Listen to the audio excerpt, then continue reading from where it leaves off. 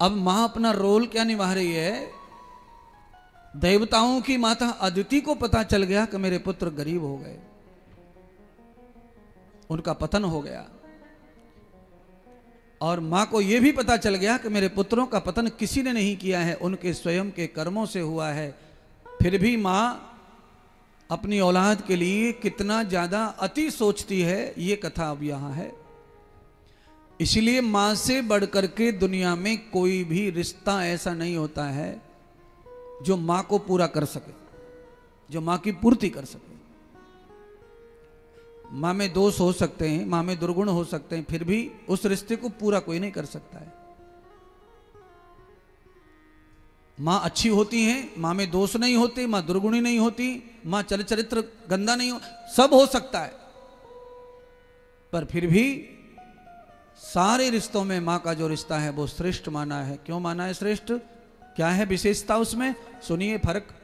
विशेषता यह है कि मां ने देखा कि बच्चे भूखे प्यासे धरती पर भटक रहे हैं, तो मां ने खाना पीना छोड़ दिया,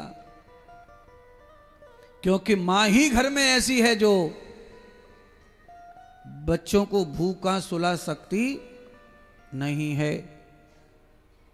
पिता सुला भी सकता है, डांटेगा धमकाएगा, सो जाओ, मैंने खाया है क्या? तुमने नहीं खाया तो मैंने खाया है क्या? मैंने नहीं खाया, तुमने नहीं खाया, सो जाओ। पर मां ऐसा नहीं कहती है कि मैंने नहीं खाया तो तुम भी मत खाओ। मां चाहे जो भी जतन करेगी पर बच्चों को खिलाकर ही सोएगी। पिता ऐसा नहीं कर सकता। पिता अगर 10 दिन से भूखा है तो पिता भी क्रोध में आ जाएगा बच्चों के ऊपर। तुमने नहीं खाया तो मैंने भी नहीं खाया, तुम भूखे सो मैं खाऊं तब तो रो। डांटेगा, समझाएगा, ज्ञान देगा, पर मां ज्ञान नहीं देती। ज्ञान बच्चे की भूख को मिटाने के लिए अपने सर्वस्व को बेच देती है, चाहे तन बेचना पड़े, चाहे मन बेचना पड़े, चाहे जमीर बेचना पड़े, बच्चे को खिला के सुला कर ही चैन पड़ता है। आज अदिति माता पतिदेव के पास, ऋषि कश्यप के पास गई। आ प्रपन्नम प्रक्षते प्रियात्मन, स्वामी को प्रणाम किया, अपने पति देव को प्रणाम किया, महर्षि को प्रणाम किया। महर्षि कहां थे? महर्षि तो भजन में चले गए थे ना। अपनी सब पत्नियों को त्याग करके महात्मा महर्षि कश्यप भजन के लिए चले गए। आज पत्नी वहीं पहुंची और जा करके दंडवत प्रणाम करने लगी। अर्थात पति जब त्यागी हो जाए और पत्नी घर में रहती हो अकेली, अपने बाल गोपाल संसार को निभाती हो, और पति सन्यासी हो गया, अगर कभी भूल से पत्नी पति का आवागमन मिलन हो जाए तो पत्नी को चाहिए कि वो दंडवत प्रणाम करे, दूर से ही परमात्मा समझ के पति को। वहां पर वो पति स्थान नहीं, वहां पर स्वामी स्थान स्वीकार करे। भगवान मदद के लिए पत्नी अपने सन्यास पति के सामने भी हाथ फैला सकती है, मदद मांग सकती है, अपनी जरूरत कोई है पूरा कर सकती है, अपनी औलाद के लिए भी वहां जाकर कोई सलाह ले सकती है, कोई ज्ञान ले सकती है। इतना अधिकार सन्यास के बाद भी पत्नी को पति के साथ रहता है कि वो एक गुरु के रूप में उनके साथ व्यवहार बनाए रख सकती है, पर अति आवश्यकता में ही अधिकार बनता है। ऐसा नहीं है कि रोज रोज पहुंच जाओ, गुड्डू के पापा तुम तो बाबा है गए, ऐसा करो 500 रुपया दे दो, फिर मामला नहीं जमेगा महाराज, फिर तो सारा ही खेल बिगड़ जाएगा, फिर रह नहीं जाएगा सन्यास। अगर ऐसी कोई तकलीफ किसी को हो, भाई महात्मा सन्यासियों को विवाह के बाद सन्यास तो ज्यादातर लोग लेते हैं, पर ऐसा कुछ हो बे तो फिर दूर चले जाना चाहिए, लंबी यात्रा करनी चाहिए, अपने घर से बहुत दूर जाकर के तप जप करके जब आप हिमालय की तरह शिखर बना लें अपना, तब कहीं भी रहो फिर कोई फर्क नहीं पड़ता है। क्यों? चाहे जितनी बाढ़ आ जाए पर हिमालय पे कभी चढ़ती नहीं है, कभी नहीं चढ़ती हमारा। चाहे कितना भी वेग हो प्रपंच का, रिश्तों का, चाहे जितना भी आग लगी हो, पर एक बार जो हिमालय बन गया, एक बार जो तप गया, जप गया, पावन हो गया, फिर उसके ऊपर किसी का रंग नहीं चढ़ता है महाराज।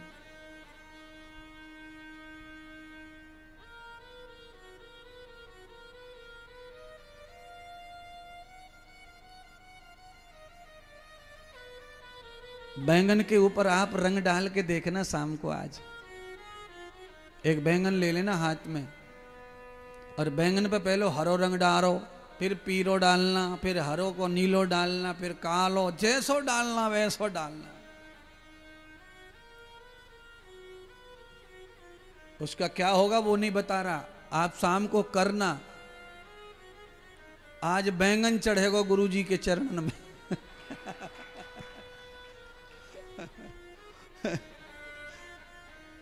एक हमारे मथुरा में एक बाबा रहते थे पहले, उन पे बड़ी खेती थी, हजारों बीघा। तो क्या करें समस्या, तो वो खेती में बैंगन कर देते थे, कभी मूला कर देते, कभी गाजर। अब गाजर सुसरी मंडी में बिके 1.5 रुपया किलो, तो 10 बीघा खेत में 1.5 लाख 2 लाख ही जब मामलो जमे। बाबा होशियार, बाबा ने कहा ऐसे काम नहीं चलेगा, ने कहा घुमा के कुछ करो। तो बाबा ने कहा आज गुरुदेव पर गाजर का भोग लगेगा। अब गाजर कहां से लावे, कौन मंडी जावे, कौन करे, सब चेला तो नजदीक से लपके। तो अपनी खेत की गाजर धो धा के टेबल पे सवाजी, 21 रुपए गाजर, 21 रुपए गाजर, 21 रुपए गाजर, 21 रुपए गाजर। अब बताओ 1.5 रुपया किलो, और कहां एक गाजर 21 की, और लोग खुशी से लपके ले रहे। महाराज ट्रक के ट्रक लूट लिए गाजर के। बाबा को चरणों में डाली, बोरी में भरी, पैक करी, अब जा तू 1.5 रुपया किलो। तो इसलिए मैंने कहा कि रकम कम आ रही है गुरुजी पे, तो बैंगन ही चढ़वा ले आज, 21 रुपए को एक बैंगन।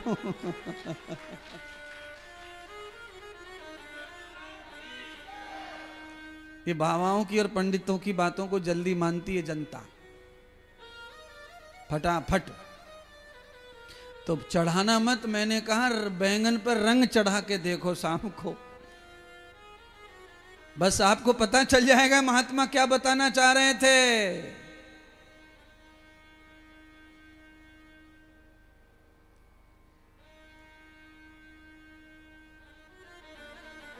बस अर्थ यह है बैंगन का कि उस पे किसी भी प्रकार का रंग चढ़ने वाला नहीं है महाराज। आप दिन भर लग जाएंगे पर रंग नहीं चढ़ता उस पे। क्यों नहीं चढ़ता है?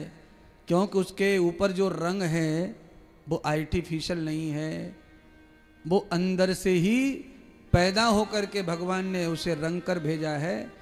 जैसे भागवत में प्रहलाद के ऊपर किसी भी महात्मा गुरु का रंग नहीं चढ़ा, गर्भ में ही रंग चढ़ गया नारद का, तो फिर कोई गुरु उसके ऊपर अपना रंग चढ़ा पाया नहीं है। बस अंदर से जो सुज के आते हैं, अंदर से जो पुज के आते हैं, फिर उन पे कोई रंग नहीं चढ़ता संसार का, फिर कोई रंग नहीं चढ़ता महाराज। एक बार तप लो जप लो, मामला बहुत अच्छा हो जाता है।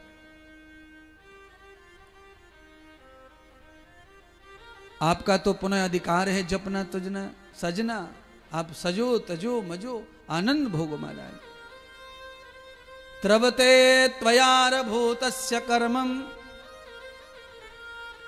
भगवान सुखदेव जी ने सूत्र के साथ कहा, राजन आज माता अदिति ने पयोव्रत किया। फाल्गुन मास की एकादशी शुक्ल पक्ष को माता ने सब त्याग दिया, ग्रह अंतर्मान से जल भोजन बिस्तर सब त्याग कर मूल पवित्र होकर माता ने भगवान श्री नारायण का ही ध्यान किया।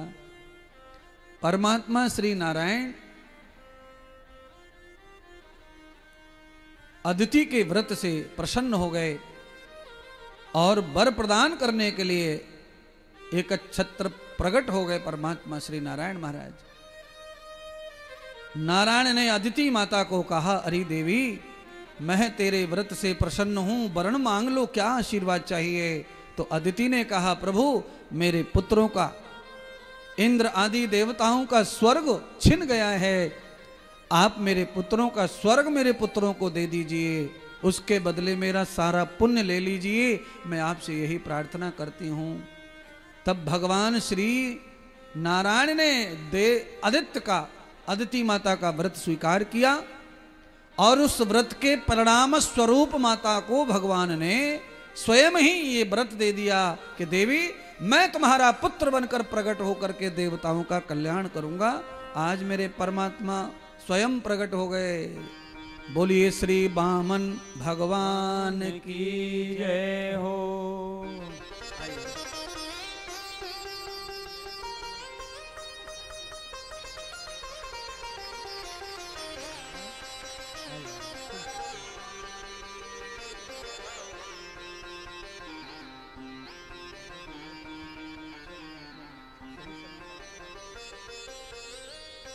आभार आभार आभार।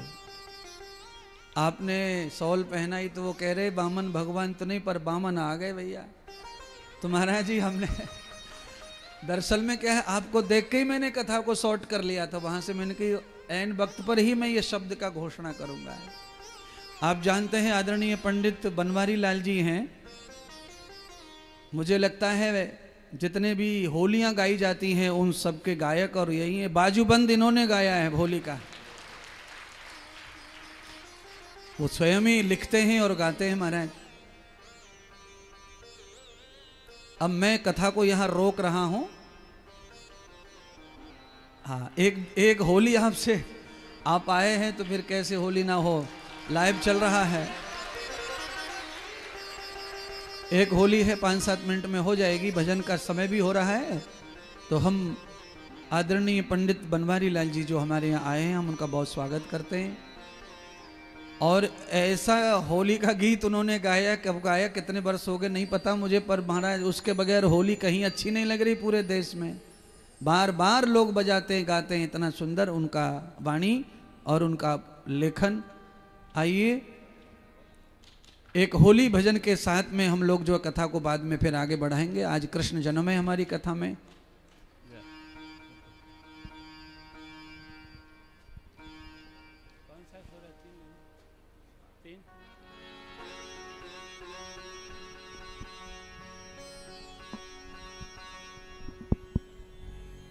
श्री वृंदावन बिहारी लाल की जय हो।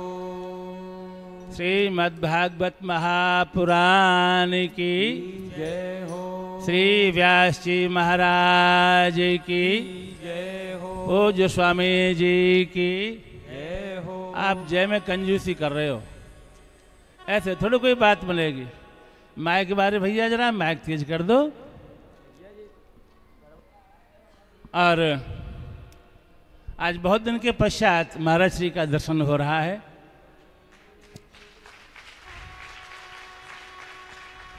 ये हमारा आपका परम सौभाग्य है कि ऐसे महापुरुष के मुख से भगवत कथा हम श्रवण कर रहे हैं, और वो भी श्रीधाम वृंदावन में। ब्रज समुद्र मथुरा कमल, वृंदावन मकरंद, ब्रज बनता सब पुष्प हैं, मधुकर गोकुल चंद। वृंदावन सो बन नहीं, नंद गाम सो गाम, और बंसी बट सो बट नहीं, श्री कृष्ण नाम सो।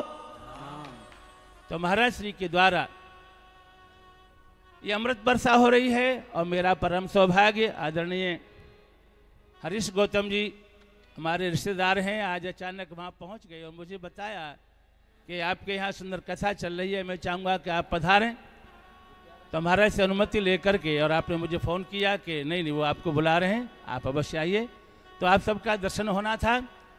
और जब तक होली में ब्रजवासी ना होए, कन्हैया ना होए, तो होली कहाँ काम की। तो ज़्यादा समय ना लेकर के आप सुनना चाहेंगे। कौन सा भजन है होली को हमारो याद है?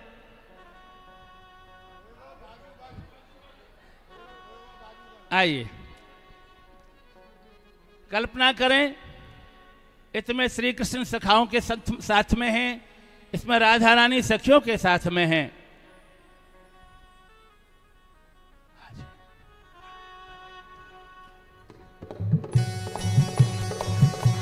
सब ताली बजाएं।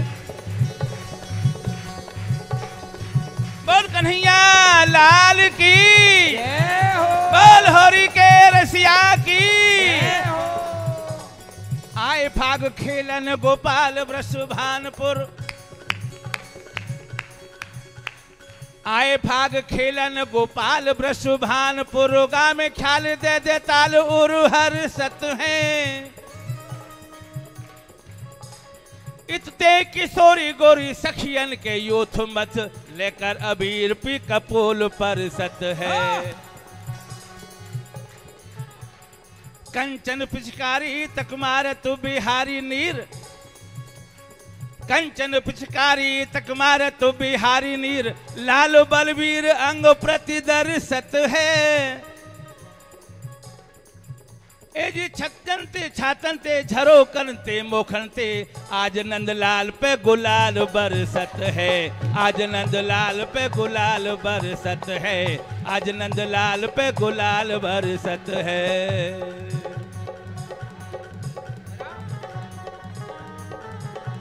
ताली।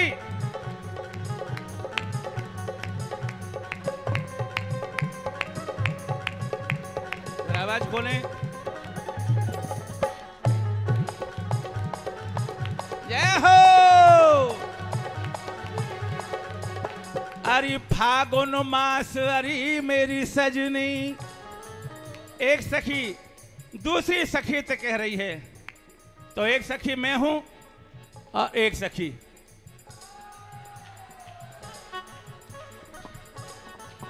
नजर नहीं लगा देना। आए फागुन मास अरी। फागुन मास अरी मेरी सजनी। कैसी धूम मचावे हर बरस दिना में। ब्रजमंडल में ये ऐसो अवसर आवे। ऐसो अवसर आवे। अरे नाय खेलूं तो पायन पर। मैं नाय खेलूं तो पायन पर। सो हा खावे। अरे अचक पचक पीछे ते आके मेरे गाल गुलाल लगावे। अचक पचक पीछे ते आके मेरे गाल गुलाल लगावे। और कहा बोले कि डरो वाहिले ओ डरो वाहिले ओ डरो वाहिले। गोरी रंग फागुन आयो रे। डरो वाहिले गोरी रंग फागुन आयो रे। लगो वाहिले गाल गुलाल फागुन आयो रे। लगो वाहिले गाल गुलाल फागुन आयो रे। तालियां। जय हो। और है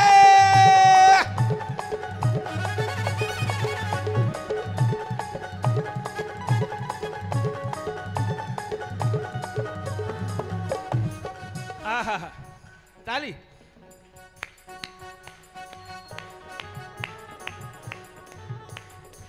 ऊधम ऐसो मचो ब्रज में। जब से आप वृंदावन में ब्रज मंडल में आए हैं चारों तरफ से हो होरी है। होरी है। अरे ऊधम ऐसो मचो ब्रज में। चारों तरफ में आप देख रहे हैं आदरणीय आचार्य जी के अध्यक्षता में ये होली महोत्सव मनाया जा रहा है। आज पहली बार हम आपके यहाँ आए हैं और बड़ा सुंदर लगा और आपने आदर सम्मान दिया। तो आइए। ऊधम ऐसो मचो ब्रज में सबके सर रंग उमंगन सींचे। अरे त्यों पदमा कर छज्जन छातन छेछत छाजती केसर कीचे। छाजती केसर मैं तो दे पिचकारी भगी पिय को। आहा क्या बात है। दे पिचकारी भगी पिय को और पीछे ते गोपाल गुलाल उलीचे। पीछे ते गोपाल गुलाल उलीचे।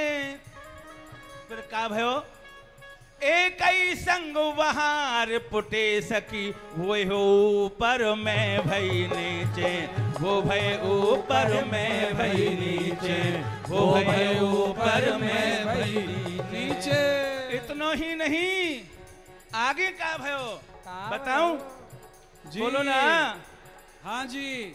मुझको शर्म आवे। अरे एक ही संग वहार पुटे सकी, वो भय ऊपर मैं भई नीचे, वो भय ऊपर मैं भई नीचे, वो भई ऊपर मैं भई नीचे।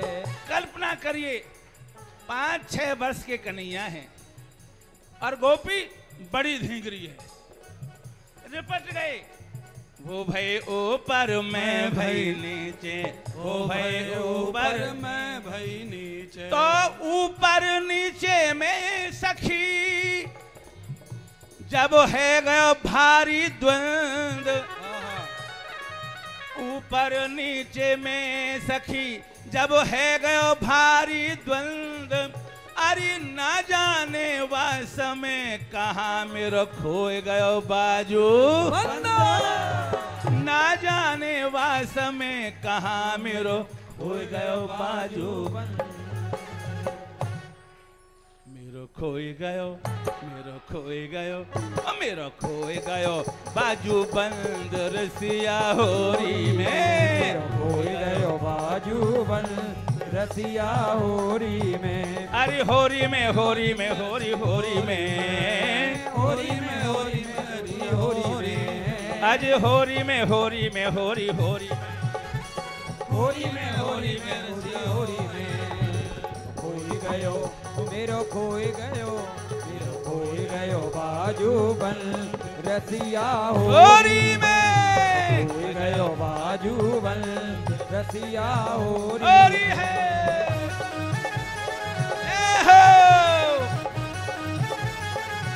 होरी के रसिया की, कन्हैया लाल की, बरसाने वारी की, राधा रानी की।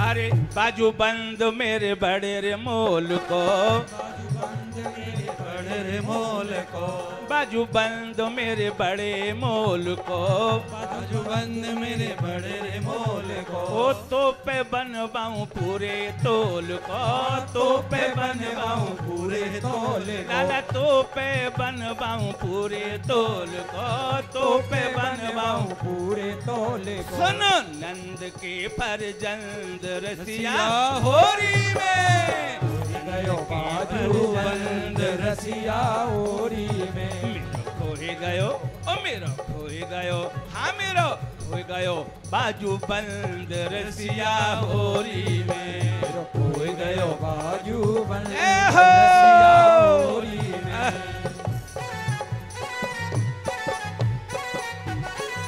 जय हो।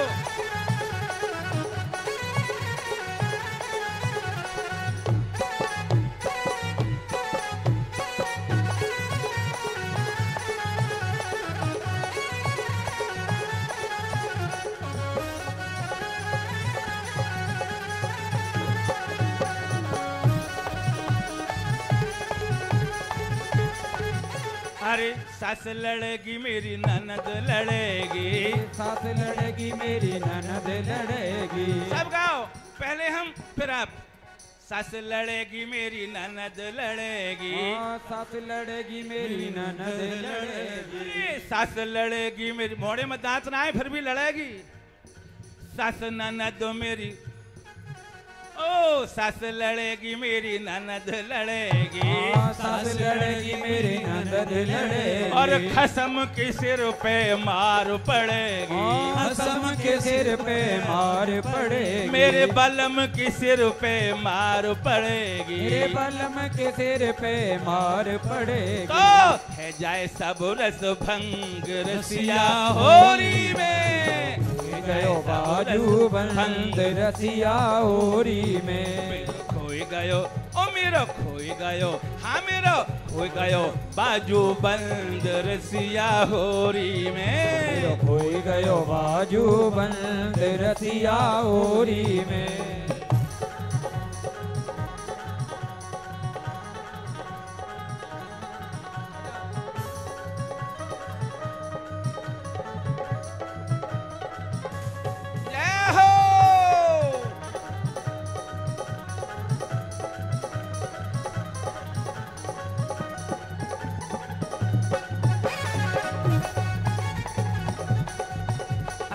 तेरी मेरी लाला प्रीत पुरानी, तेरी मेरी लाला प्रीत पुरानी। ओ तेरी मेरी लाला प्रीत पुरानी, तेरी मेरी लाला प्रीत पुरानी। और तुमने मोहन अब पहचानी, तुमने मोहन अब पहचानी। ओ तुमने मोहन अब पहचानी, तुमने मोहन अब पहचानी। मोय ले चल, मोय ले चल अपने संग रसिया होरी में। ले चल बाजू बंद रसिया होरी में। नेक घोट पे बाजो भंग रसिया होरी में। पे बाजो भंग रसिया होरी में। नेक हमें लगाए लियो अंग रसिया होरी में। हमें लगाए लियो अंग रसिया होरी में। अरे भाई जब आवे आनंद रसिया होरी में, जब आवे आनंद रसिया होरी में।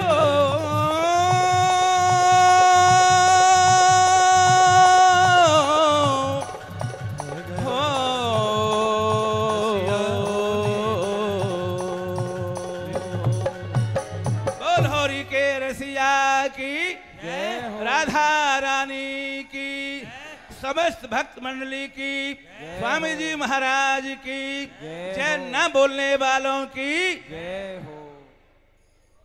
बहुत बहुत आभार धन्यवाद आदरणीय पंडित जी का।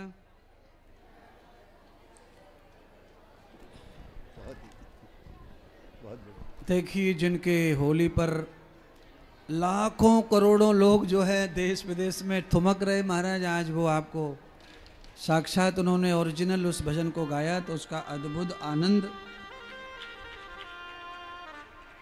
हमारे पंडाल में आए हुए सभी भक्तों को मिला। मान लीजिए हमारी आप सबकी होली आज जो है पूरी तरह से सफल हो गई।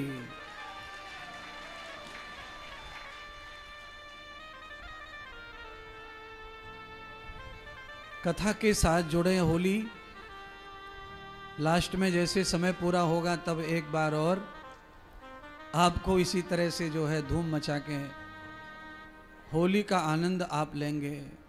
बोलिए सच्चिदानंद भगवान की जय हो। बोलिए श्री बामन भगवान की जय हो। आज पूरी कथा का जो रहस्य है वह भगवान कृष्ण अर्जुन के उस प्रथम संदेश उपदेश के द्वारा चल रहा है। कैसे धर्म की स्थापना मानव के जीवन में हो सकती है, भगवान ने ये सब बात अर्जुन को बताई थी और उसी को लेकर कथा प्रारंभ हुई और आज कथा वहीं पहुंच गई।